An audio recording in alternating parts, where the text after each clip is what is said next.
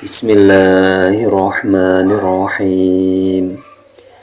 Al-hadisul khamisa asyara an Abi Hurairah radhiyallahu ta'ala anhu anna Rasulullah sallallahu alaihi wa alihi wasallam qala man kana yu'minu billahi wal yawmil akhir falyaqul khairan aw liyasmut wa man kana yu'minu billahi wal yawmil akhir falyukrim jarahu wa man kana yu'minu billahi wal yawmil akhir falyukrim dhaifahu.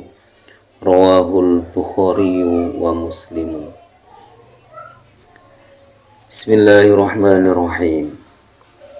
Al-hadisul khamisa asyara, utawi iki iku hadis kang kaping 15. An Abi Hurairah, kacerita saking sahabat Abi Hurairah radhiyallahu muga-muga ngrindani Allahu sapa Allah ta'ala halim maha luhur sapa Allah anhu ing Abi Hurairah anna Rasulullah sallallahu alaihi wa alihi wasallam satuhune Rasulullah sallallahu paring rahmat ta'lim Allahu sapa Allah alaihi ing atase Rasulullah wa alihi lan ing atase keluargane Rasulullah wasallama lan rahmat keselamatan. Qala iku dawuh sapa Rasulullah, rupane dawuh mangkana yu'minu billahi wal yaumil akhir falyaqul khairan aw liyasmut ila akhirih. Mangkana man utawi sapane wong iku kana ana sapa man yu'mina iku iman sapa man billahi ing Allah wal yaumil akhir lan ing dina akhir falyakul mongko becik ngucap sapa man khairon ing perkara bagus, ing ucapan kang bagus, auliyasmut utawa meneng. Waman lan utawi sapane wong kana iku ana sapa man yu'mina iku iman sapa man billahi ing Allah wal yaumil akhir lan ing dina akhir falyukrim mongko becik mulyaake sapa man jarahu ing tanggane man. Waman lan utawi sapane wong kana iku ana sapa man yu'mina iku iman sapa man billahi ing Allah wal yaumil akhir lan ing dina akhir falyukrim mongko becik mulyaake sapa man dhaifahu ing tamune man. Rawang riwayatake hu ing hadis Al-Bukhari sapa Imam Bukhari wa Muslimun lan Imam Muslim. Hadis yang ke-15 ini diriwayatkan dari sahabat Abi Hurairah radhiyallahu taala anhu bahwa sesungguhnya Rasulullah sallallahu alaihi wasallam pernah bersabda, yang isi sabdanya itu man kana yu'minu billahi wal yaumil akhir falyakul khairan aw liyasmut wa man kana yu'minu billahi wal yaumil akhir falyukrim jarahu wa man kana yu'minu billahi wal yaumil akhir falyukrim dhaifahu. Jadi ada 3 poin dalam hadis ini. Yang pertama, barang siapa yang beriman kepada Allah dan hari akhir, maka ucapkanlah yang baik atau diam. Ucapkanlah yang baik atau diam. Jadi yang disabdakan Nabi itu falyakul khairan aw liyasmut. Jadi orang-orang yang beriman kepada Allah dan beriman kepada hari akhir itu haruslah yang diucapkan itu yang baik-baik. Kalau tidak bisa mengucapkan yang baik-baik, lebih baik diam. Menurut Imam Syafi'i, ucapan yang baik itu yang bagaimana? Jadi yang dimaksud ucapan yang baik itu sebelum kita mengucapkan, hendaklah kita berpikir dahulu. Apa yang dipikirkan? Apa yang akan saya ucapkan ini, itu kira-kira ada manfaatnya tidak? kira-kira kalau saya ucapkan itu ada mandorotnya tidak, membahayakan tidak kan itu. Jadi itu yang difikirkan dulu sebelum mengucapkan sesuatu, kita harus berpikir seperti itu. Jadi ada manfaatnya enggak saya bicara seperti ini, atau berpikir ada mandorot enggak, atau ada kira-kira efek buruknya enggak berbicara seperti ini. Nah, kalau sudah berpikir seperti itu, ternyata kalau kita berbicara seperti ini, oh efeknya akan menjadi fitnah, itu lebih baik diam. Atau ada keraguan, ketika mengucapkan sesuatu ada keraguan, maka itu lebih baik diam. Jadi kalau kita bisa berpikir sebelum mengucapkan sesuatu, itu nantinya insya Allah kita akan selamat. Menurut Imam Jalil, yaitu Abu Muhammad bin Abi Zaid,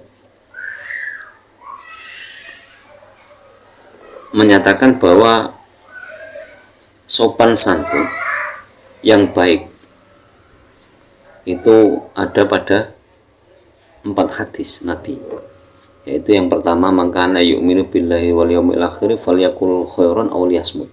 Jadi ada pada hadis ini. Yang kedua ada pada hadis min husni islamil mar'i tarkuhu ma la ya'nihi. Jadi ada kaitan antara falyakul khairan aw liyasmut atau min husni islamil mar'i tarkuhu ma la ya'nihi. Nah, yang ketiga itu wasiat la ta'udub. Jadi la ta'udub itu masuk itu, termasuk jadi adab yang baik itu seperti itu. Jangan marah, jangan marah, jangan marah. Kan 3 kali itu. Kemudian yang keempat, la yu'minu ahadukum hatta yuhibba li akhihi ma yuhibba li nafsihi. Jadi hadis yang keempat yang termasuk adab yang baik itu tidak beriman seseorang sampai seseorang itu mencintai saudaranya seperti mencintai dirinya sendiri. Ya, menurut Imam Al-Qushairi, diam pada waktunya itu sifat rijal. Jadi rijal itu orang-orang besar. Jadi ulama-ulama besar itu disebut ar-rijal. Itu jadi diam itu sifatnya ar-rijal. Sedangkan mengucapkan pada tempatnya itu asyraful khisam. Jadi tingkah yang sangat mulia.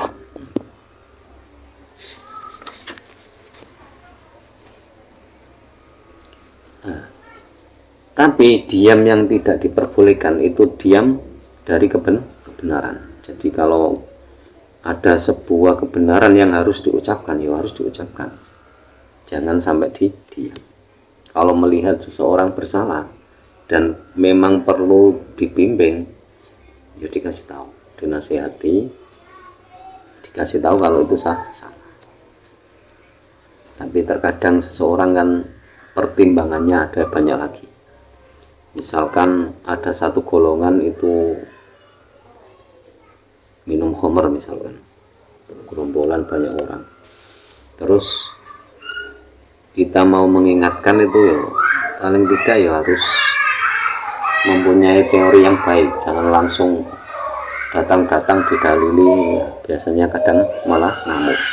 Jadi harus menyesuaikan keadaan, mungkin duduk dulu, merokok dulu, mengambil hatinya, selanya bicaranya gimana, kan harus seperti itu. Jangan langsung didalilin namal khamru wal maisiru wal ansobu rijasumin amali syaiton. Nah, itu ya memang kenyataannya seperti itu, dan kan tidak harus langsung seperti itu. Jadi harus ada intro dulu, harus ada seperti mau mengegolkan bola itu kan harus ada operan dulu, bagaimana bisanya lancar bola itu gol ke dalam gawang lawan. Itu tidak harus langsung tendang sendirian dari tengah lapangan. Ya kalau tendangannya seperti Ronaldo ya mungkin masuk. Tapi kalau tidak kan ya percuma melakukan hal yang sia-sia.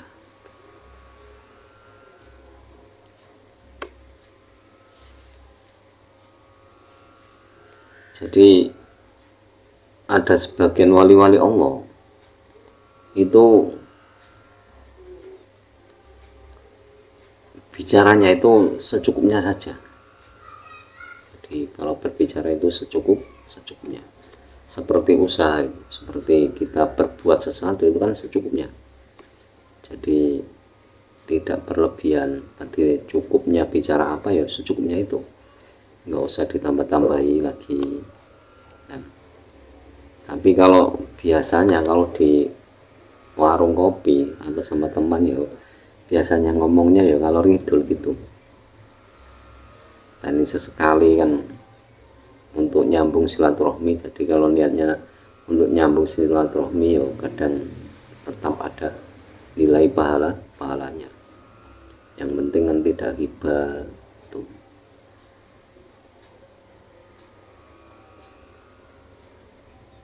Jadi ada satu riwayat dari Nabi Muhammad SAW, jadi memang faqahu rajulu qillatu kalamihi fi ma la ya'nihi. Jadi orang yang benar-benar ahli fikih itu bicaranya sedikit dari hal-hal yang tidak bermanfaat.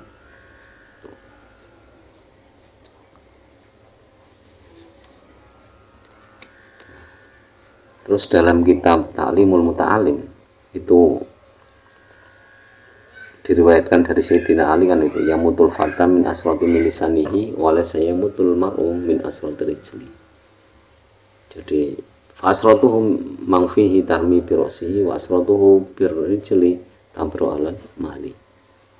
Jadi riwayat dari Sayyidina Ali itu menyatakan bahwa seorang pemuda itu bisa binasa karena kesalahan lisannya. Tapi tidak ada orang yang mati karena terpelesetnya kaki. Jadi terpeleset kaki yang ringan kan tidak akan menyebabkan kematian. Tapi terpelesetnya lisan itu bisa menyebabkan kematian. Jadi fa'asratu mang fihi tarmi birosihi. Jadi sebuah kesalahan dari lisan itu bisa mendatangkan kita dipukul orang.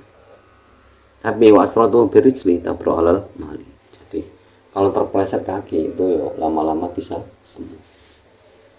Jadi itu perlu diperhatikan. Makanya ucapan itu ada pepatah mengatakan alisanu kalbun akuron. Jadi ini alisanu kalbun akuron. Jadi lisan itu anjing yang galak. Ada yang mengatakan seperti itu. Karena apa? Karena dari lisan itu banyak orang yang celaka. Makanya sampai ada salamatul insan fi lisan. Selamatnya seseorang itu karena orang tersebut pandai menjaga lisannya.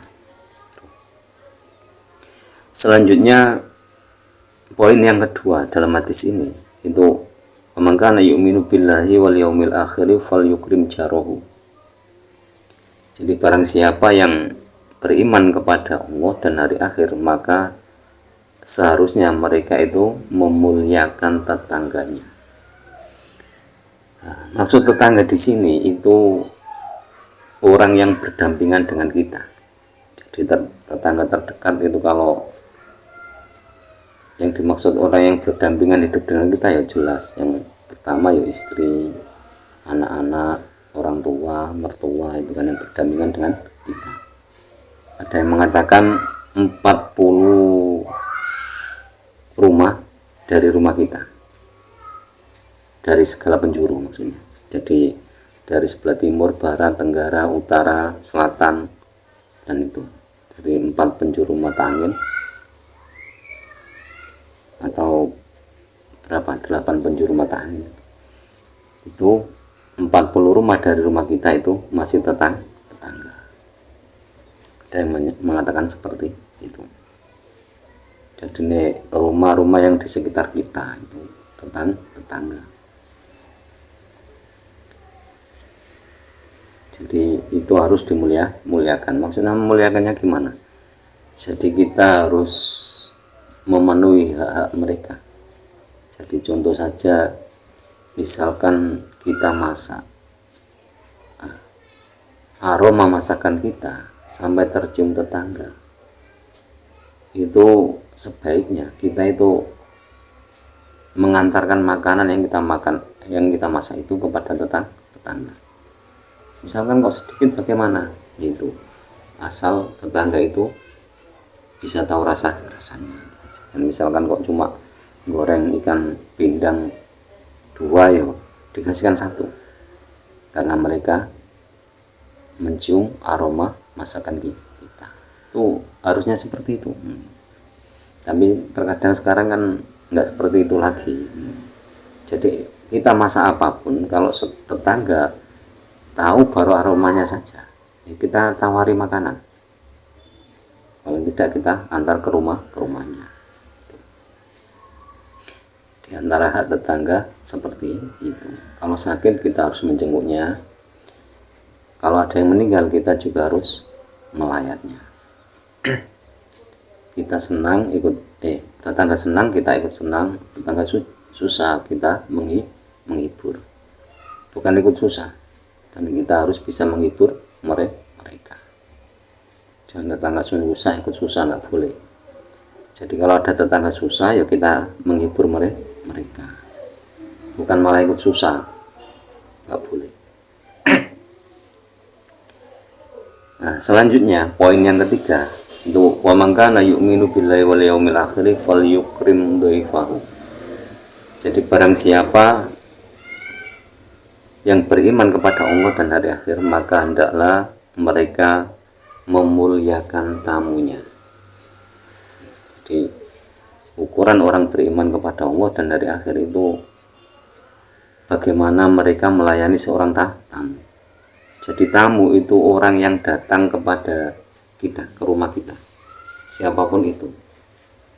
Jadi kalau rumahnya jauh dari kita, lebih dari 40 rumah tadi, atau walaupun 40 rumah tadi tapi datang ke rumah dengan kepentingan apapun itu juga tamu. Jadi paling tidak ya dibuatkan kopi lah. Kalau ada cemilan kecil-kecil ya disuguhi cemilan ringan kan gitu. Tidak terus dibiarkan saja, itu harusnya seperti itu. Kalau bisa menghormati tamu ya seperti itu. Jadi ukuran keimanan kita itu seperti itu. Bagaimana dia memuliakan tamunya itu bagaimana. Nah, kalau kita meniru Nabi Ibrahim ya sulit. Nabi Ibrahim itu kedatangan tamu, itu sangat memuliakan tamu Nabi Ibrahim. Jadi ada tamu, kira-kira tamunya banyak, langsung ambil 1 ekor sapi disembelih. Kalau tamunya 2 ya kambing, tamunya 4 nyembelih sapi 1. Lebih dari itu ya disembelihkan lagi.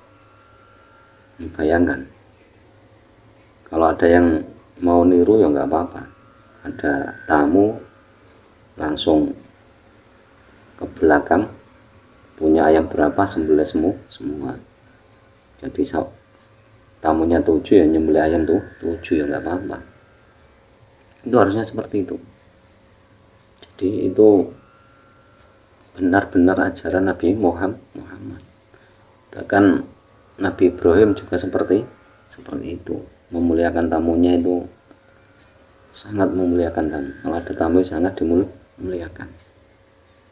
Itu tadi terkadang kita tidak bisa melakukan hal seperti itu. Kadang ada tamu ya dibiarkan saja.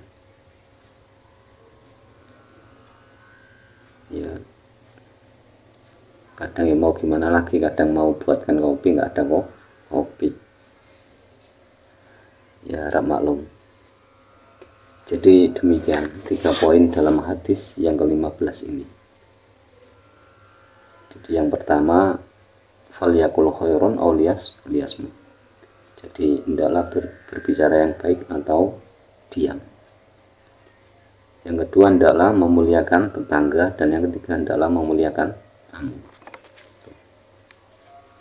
Semoga bermanfaat fiddin wa dunya wal akhirah, dan semoga lantaran ngaji hadis ini kita diberi tambahan ilmu oleh Allah, lebih diberi pemahaman terhadap dinul Islam, dan semoga mendapatkan syafaat dari baginda Nabi Muhammad SAW kelak fi yaumil qiyamah. Dan semoga lantaran ngaji ini pula kita diberi tambahan ilmu, semakin hari semakin bertambah ilmu, semakin bertambah hidayah, dan semoga guru-guru kita, orang-orang tua kita senantiasa dirahmati oleh Allah Subhanahu wa taala. Akhirul kalam, ihdinas shiratal mustaqim. Allahumma fiqh aqwamit thoriq. Wassalamualaikum warahmatullahi wabarakatuh.